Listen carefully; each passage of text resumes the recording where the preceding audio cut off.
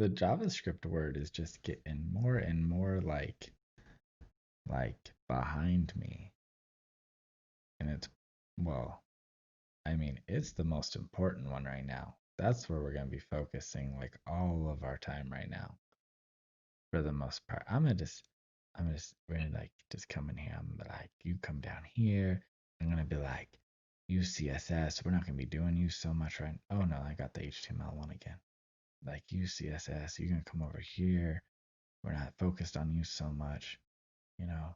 Uh, and JavaScript. Hey, give me the JavaScript window. There you are.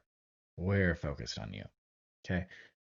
Welcome, guys and gals and coders and future coders and past coders and all the people that are here. Welcome to Code Sagas. I think this is the fourth episode in this series, if I am not mistaken. All right, and we're going to be focusing pretty much just on JavaScript today. Uh, we've got to get this thing doing stuff, get this app working, and then we'll make it look good. That's just how I operate. And I think it's a good, what good is it if the 2021 Corvette is the most beautiful car in the world if it doesn't go vroom vroom when you hit the gas, right? Like, oh, I want one of those cars so bad. Okay, uh, we are going to be working on JavaScript today, hence the big focus above us. These guys, not so much of a focus. JavaScript today, not so much of these.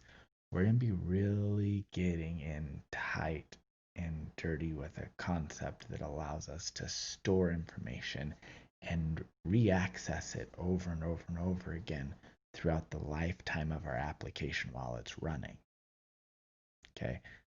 Okay. But we're going to transition to the code. We're going to get into some real cool concepts. All right, here we go. Okay, now when I say really cool concepts, I don't even know if really cool concepts is the right word. But this is an important concept. You will use this all the time. Just like functions, you'll use all the time. But this one you will definitely use way more than any of the other concepts in programming. It's the ability to store information so we can re-access it and use it later. Okay, so remember how we used in our function, we had this str here, which was a parameter. See it? See how it's given it? It's a parameter called string, and it can be anything. That's kind of neat that it's given us that information. Okay, this is a parameter or an argument, and we're able to access it and use it. But what if we want to just create a piece of information so that we can reuse it and access it all the time? Like what if I were to come in here and I were to say, I want to store this string, this piece of information, so that I can reuse it in other places. All right. So what I'm going to come in here and do is type a keyword. There are lots of keywords that we could do. There are 3 actually that do this. I'm going to show them all to you real quick, and then we're just going to use one going forward so I don't confuse you and cause a lot of hassle. So I'm going to show you the 3 so you see them, but then just remember that like we're just using one to keep it simple. We're not going to go into all the details of why you would choose one and why you wouldn't choose the other. I'm going to use the most up-to-date and also the most flexible one. So when we started, we had var. Okay, so I could say var, like variable. That's kind of where its name comes from. So I would say var,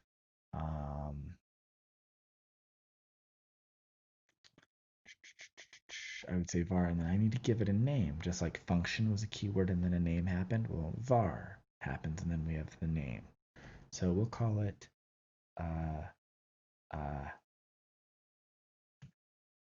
hello string. All right. And so then I would set it equal to this right here.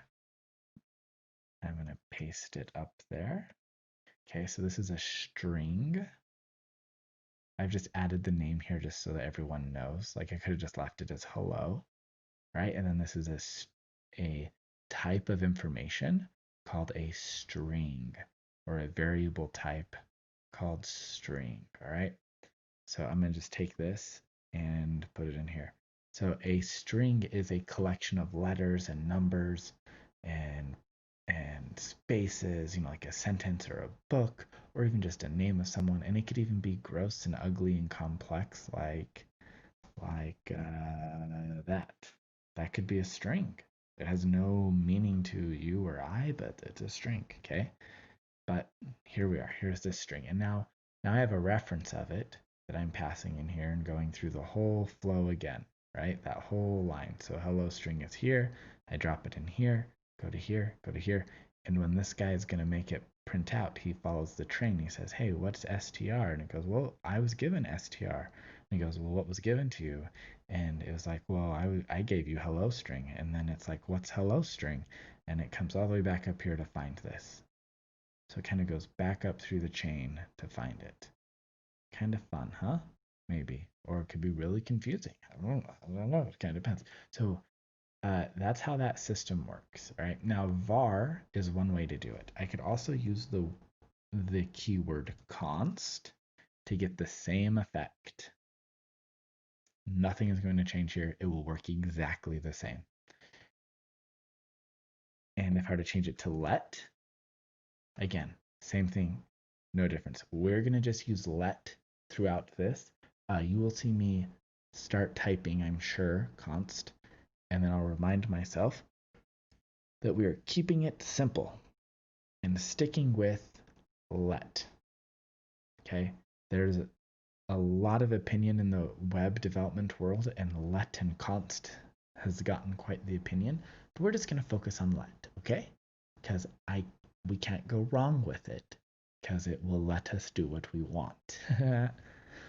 So basically let is very readable out of the three. We're saying let hello string equal hi, right? Let hello string equal this. Very readable. Okay, so we're going to talk about our data types as we do this, or our variable types, right? Or the types of information that we can store and reuse. This first one here is a string. I didn't talk about this, but that double slash that I'm doing is just a comment. It's a note for you as a developer. You can come in here and see this note. All right. This is also a note up here saying that this is the JavaScript and functionality piece. Right. So here's a string example. We're going to do another example. So just like strings, we can have numbers. And I can just give it a number like 3 or -3 or -3.973. Right? It's a number. Positive, negative, 0. Okay. We might need to store numbers sometimes. Like, how many wheels does the car have? 4. We'll get to that one in a moment. All right. So pieces of information again, numbers. We're just going to say 3 for now. I want to keep it simple. All right. We're going to do another one. Oh, except for we shouldn't call this hello string. We should call this number 3. We'll call it the number 3. So our variable names, we like them to be readable so that they're helpful pieces of information in the code.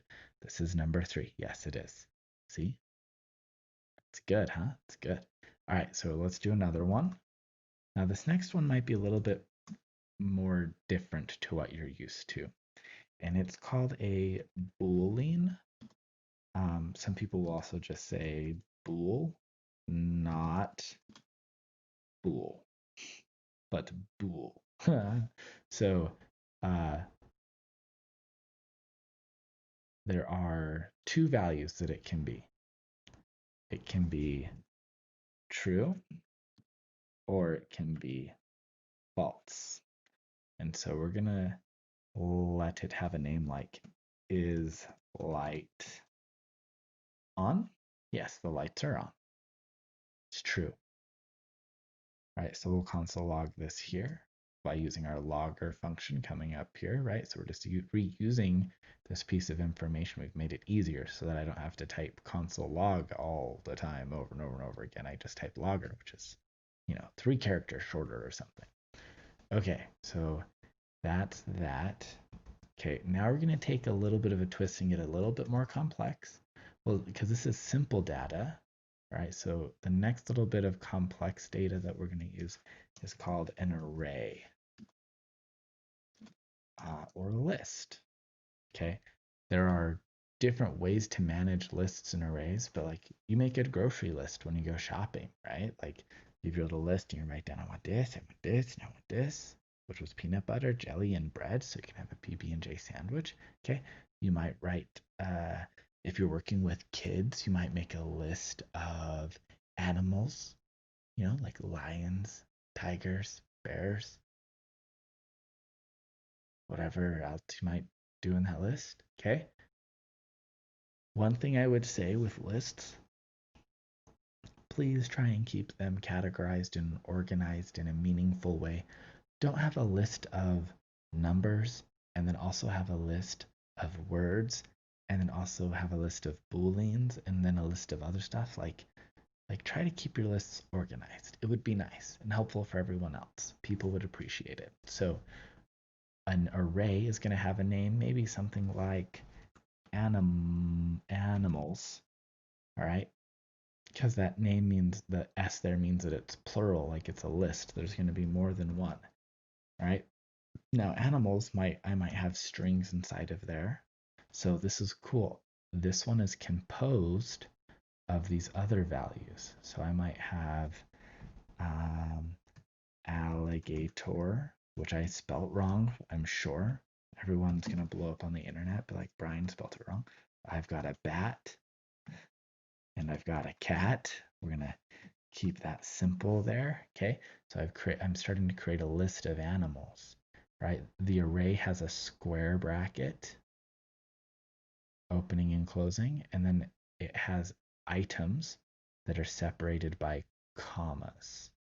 All right, let me get rid of our note there because it's not helpful. And then we will just make sure to put it in there so it prints it out. All right, so first we've got our string, we've got the number 3, lights on, and animals. Now this last one is a little bit more complex. And it is the base of all of JavaScript, really. Okay, this one is an object. And once you understand objects, you will see everything in the world is an object. Everything is an object in real life and also in JavaScript. Everything's built on top of what an object is in JavaScript, which is kind of fun. So objects have a different structure. We're going to create a car object. Okay, we don't use square brackets, we use curly braces on this one. Oh, the curly brace, it's making a comeback. We're seeing it again. Okay, so this guy, let me scroll this up so it's a little bit more in the middle for us. He has properties and values. All right, also sometimes referred to as keys and values, but properties and values. Okay, so a property of a car might be like its model. Nope, let's not start there. Let's start with the make. The make could be Honda. Okay, the model, wow, model could be an Odyssey. I think I did that right. The year could be the yearn.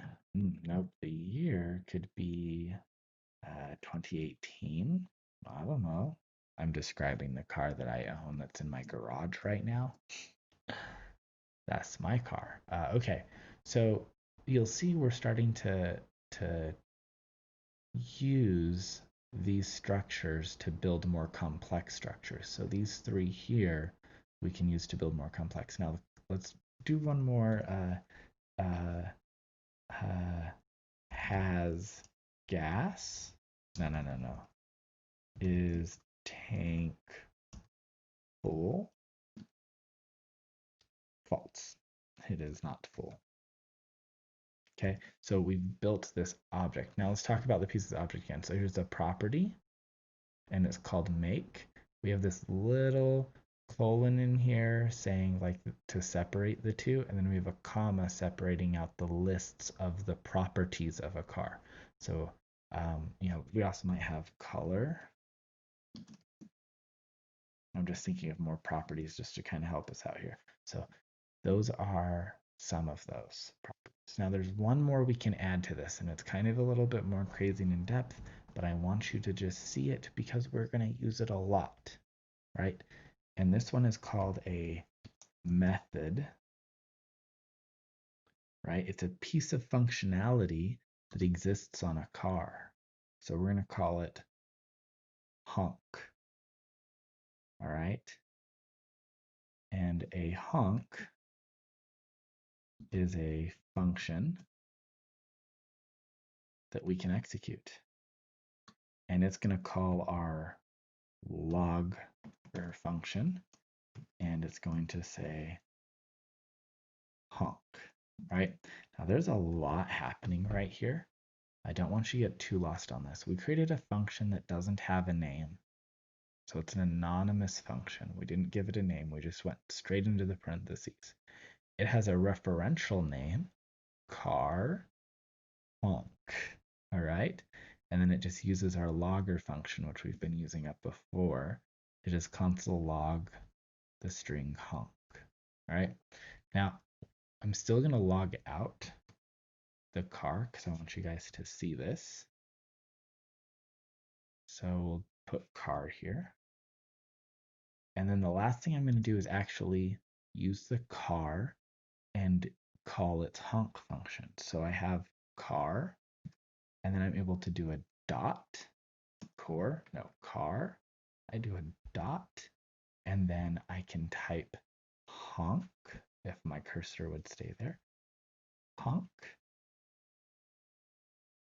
two parentheses to make it call the function. All right. So here's all the pieces that we've kind of walked through. So again, we have a string, we have a number, we have a Boolean, like yes, no, true, false, on, off type value. Okay, so is light on true? We have animals, which is a list of an array. Now remember, we just have strings here, but I could have put an array of cars in here. I could put an array of booleans in here. I can mix and match them. I can do whatever I want. I just ask you not to, just to keep things simple. And then we have car, which is an object that has properties and values that help us understand what the car is, right? So now you're going to look around in the world when it comes to objects. So you're going to see like a clock, and you're like, the clock has, green numbers, and it has a red background, and you're going to see these values and start seeing things as objects, and it will drive you nuts for a little while. And I'm sorry for ruining your life, but it's the nature of programming. So I'm going to save this. We're going to go to the other version. I'm going to refresh it, and we'll see all of the console logged things. So here's our string. Here's our number. You'll notice the number and the string are different colors. It's a very helpful tip in the programming world, which you'll learn someday. We have true here for is light on. We have our list, and I can click this open and explore the list more. So that's helpful. And then we have car here. I can click it open and we can see all the pieces of the car just as we put them in. I can even see that there's a honk function here or a method. All right. And look, it even tells me. That's cool. And then last is our honk ran and said honk. All right. Now I have one little, actually, I'm not going to go too deep on this. I had a little bit more that I wanted to do, but this is a lot of information to process. So what we're going to do in the next episode, when we come back, is we're going to take this information that we just learned, some of these structures and ideas, and we're going to learn about some built-in pieces of JavaScript that leverage this. In fact, we already have learned one, right? Look at this, console.log. doesn't look too far from car.honk. Weird, right? So there are some built-in JavaScript functionalities like this that we are going to use and leverage in our dice roller so that when we click the button here, we also get the value that the user typed. And then we're going to start manipulating it and doing things with it and maybe making it show back up on the screen or something so that we can start making an app where we can roll a dice. Because that's the goal, right? We want to roll a dice. All right.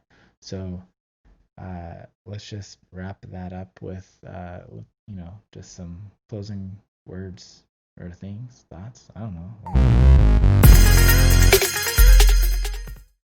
Yeah. Okay. So we went over a lot of JavaScript today. It was really heavy. I try not to do learning for learning's sake, but today there's just no way around it. You've got to learn these types of ways to store information. We could have like done one or two and then revisited them one at a time, but I just wanted you to get a feel for all of them because we're going to touch on all of them and use all of them. And so we'll get different ways to use them and talk about how to use them, but I'm sorry for all the information. I am. But this is a good foundation for us to build off of in the next couple of episodes as we move through this series and get to a point where our app actually does something. So until then, keep coding, have fun. We'll see you in the next episode.